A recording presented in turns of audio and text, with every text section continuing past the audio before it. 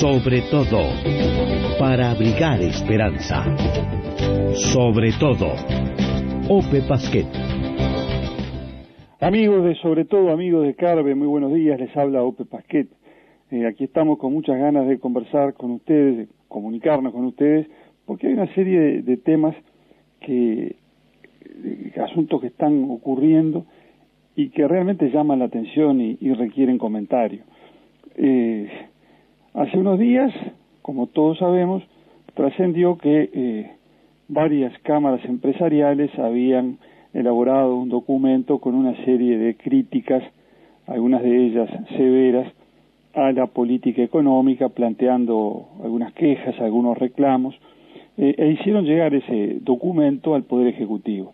El documento de las cámaras empresariales fue discutido en una sesión del Consejo de Ministros y a la salida de esa sesión del Consejo, un vocero, alguien que participó del cónclave, como dicen las redacciones periodísticas, pero que no se identificó, hizo saber a los periodistas que había mucha molestia en el Ejecutivo con el informe de las cámaras empresariales y que el ministro Lorenzo, en particular, había comentado que si tantas quejas tienen y si consideran que la situación fiscal es frágil, bueno, habría que pensar en quitarles los regímenes de promoción o beneficios que tienen, como la devolución de impuestos en casos de exportación o la prefinanciación de exportaciones. Esto fue lo que dijo ese vocero no identificado, participante de la reunión, a los periodistas que esperaban información de lo debatido en el Consejo de Ministros. Al día siguiente, los diarios, en particular el País y el Observador, destacaban naturalmente la amenaza apenas velada resultante de los dichos del ministro. Pasó toda la mañana de ese día, no hubo rectificaciones, no hubo desmentidos, y por eso yo en el Senado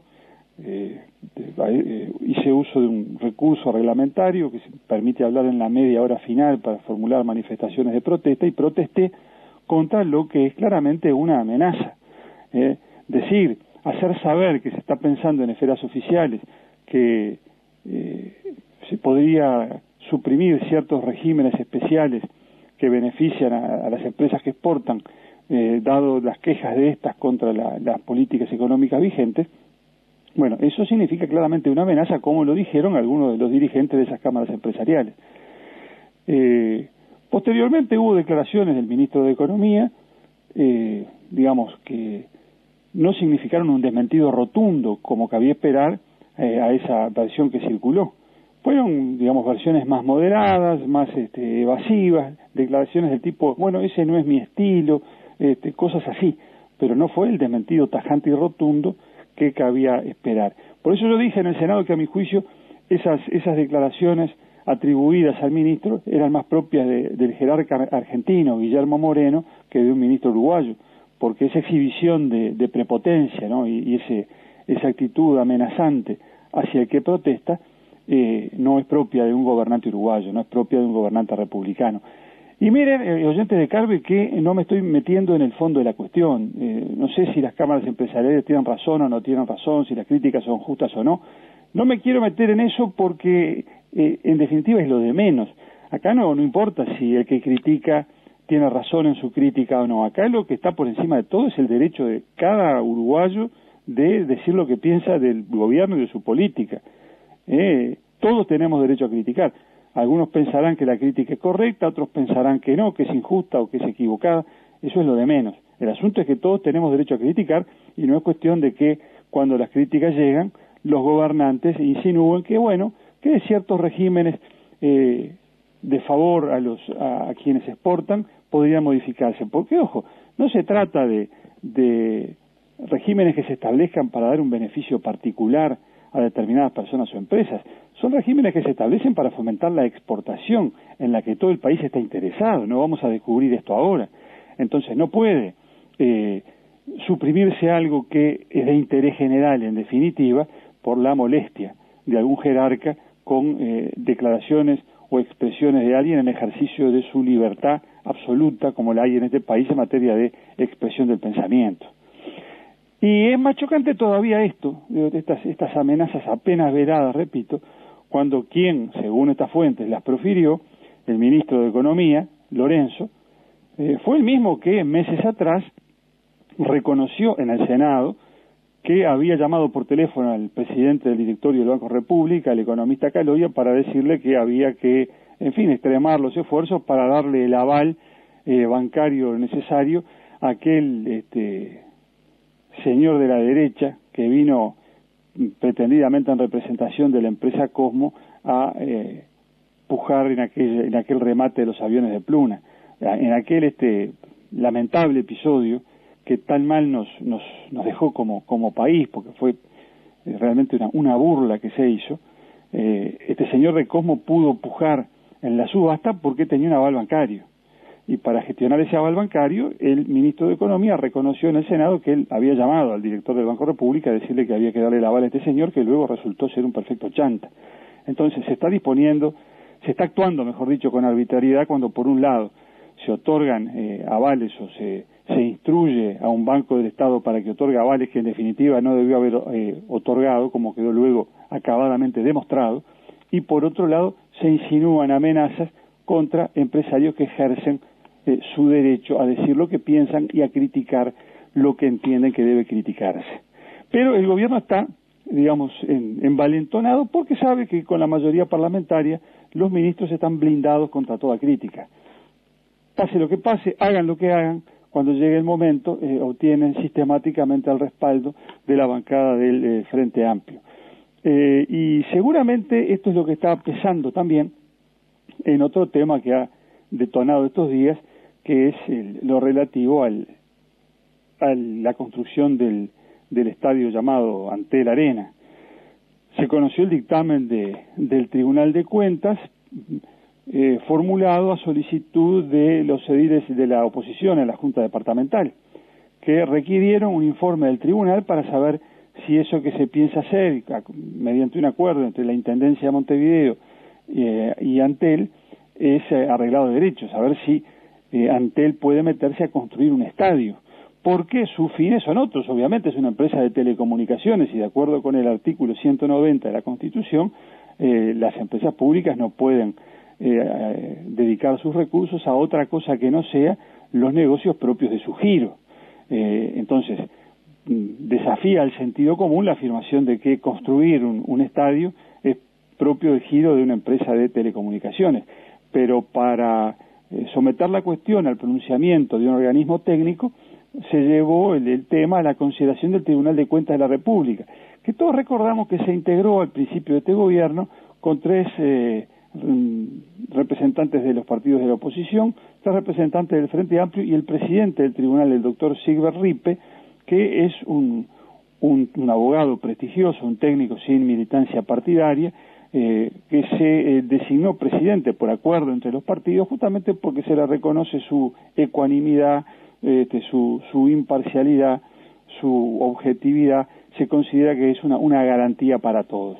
Entonces, ese Tribunal de Cuentas, así integrado con el respaldo de todos los partidos políticos que lo votaron su constitución en la Asamblea General, ese tribunal es el que dice por 4 votos contra 3, es decir, los votos de la oposición más el del doctor Rippe, en contra de los votos del Frente Amplio, que lo que se pretende hacer allí en el predio, el que fuera el cilindro municipal, que eso que se quiere hacer es contrario a la Constitución y a las leyes porque es ajeno al giro de Antel. Y la Constitución dice que las empresas públicas no pueden hacer cosas distintas, no pueden afectar sus recursos a otras actividades que no sean aquellas que son propias de su giro.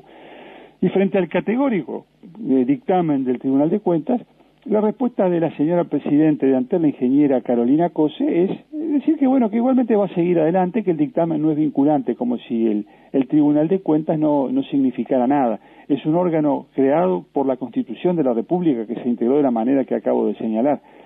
No hay previsto en nuestro ordenamiento jurídico sanciones para el caso de que sus dictámenes no se observen, no se cumplan, pero de cualquier manera es de elemental sentido republicano que si el máximo tribunal en materia de control de la regularidad del gasto dice eso no se puede hacer, bueno, no debiera una empresa pública comprometerse en obras que van a significar un gasto de de más de 40 millones de dólares. 40 millones era el costo estimado inicialmente.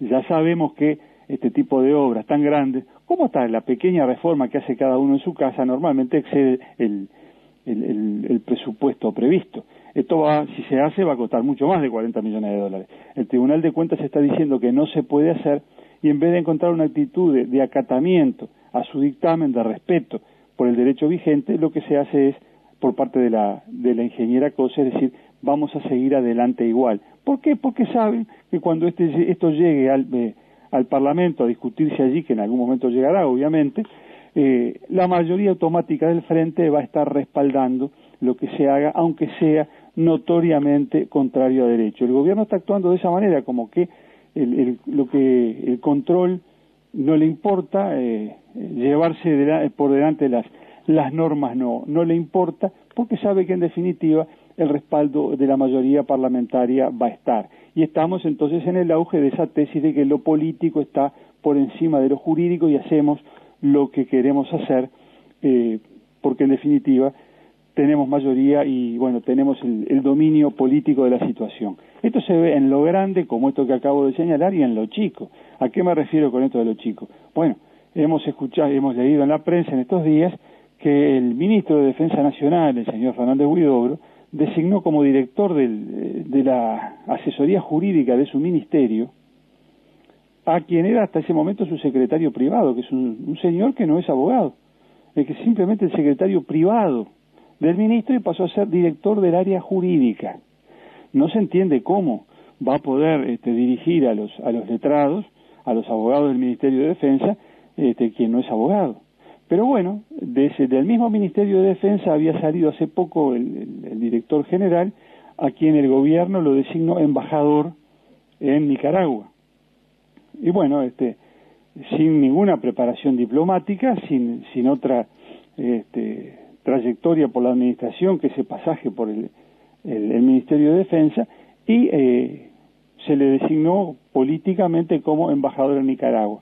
Ahora, a este otro funcionario del Ministerio de Defensa, secretario privado del ministro, se le designa director del área jurídica, sin ninguna preparación que lo habilite técnicamente para el desempeño de esa tarea.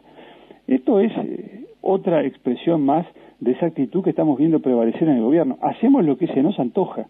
Designamos embajador a quien no tiene ninguna formación diplomática, designamos director de un área jurídica a quien no es abogado ni tiene conocimientos técnicos, hacemos un estadio de 40 millones de dólares, aunque el Tribunal de Cuentas nos diga que no se puede hacer, en fin, y suma y sigue. Y también cuando alguien critica mucho y molesta, bueno, le hacemos saber que tenga cuidado, porque puede perder regímenes que hoy lo están beneficiando. Esto demuestra a qué lleva esa actitud de decir lo político está por encima de lo jurídico. El gobierno se siente omnipotente, siente que puede hacer lo que se le antoja, y esa actitud, por supuesto que merece la más categórica reprobación de nuestra parte. Eso es llevarse por delante el Estado de Derecho en actos que pueden parecer, digamos, no trascendentes en lo inmediato, pero que cuando se van acumulando van generando en la sociedad la impresión de que el respeto a la norma jurídica es lo de menos. Esto es lo que el gobierno está transmitiendo permanentemente. Después no queremos que la convivencia se distorsione, se desordene. Después no queremos que haya conductas antisociales en la calle y hay que pensar en las faltas y en esas cosas. Pero el mal ejemplo lo da el gobierno, que en vez de demostrar permanentemente una actitud de acatamiento al derecho, de acatamiento a la norma, incurre en todo este tipo de situaciones que hemos venido reseñando y comentando desde el presidente de la República para abajo. Y eso va directamente en contra de esa conciencia jurídica que es parte fundamental de la convivencia democrática. Y mientras estas cosas pasan, mientras el gobierno actúa de esta manera, los servicios confiados a su dirección obtienen resultados muchas veces lamentables. Hoy se nos terminó el tiempo, pero el sábado que viene quisiéramos comentar con ustedes una información publicada en estos días en el Observador, que dice que si ordenamos a los países de América del Sur por el porcentaje de población que terminó estudios secundarios, ¿saben cómo estamos? Últimos. Tiene mejores resultados que nosotros Bolivia, tiene mejores resultados que nosotros, Ecuador o Venezuela, o Perú. Todos los países de América del Sur tienen mejores resultados que nosotros, porque entre nosotros en el Uruguay solo un 36% de la población tiene secundaria completa, mientras que en Argentina, por ejemplo, tiene secundaria completa un 60% de la población, y en todos los demás países de América los porcentajes son ampliamente superiores. Este es un tema para que lo tratemos con detenimiento, como merece, otro día, porque realmente este resultado es una auténtica vergüenza nacional. Sobre eso volveremos otro día. Gracias por su atención y hasta el sábado. Sobre todo, para abrigar esperanza. Sobre todo, Ope Pasquet.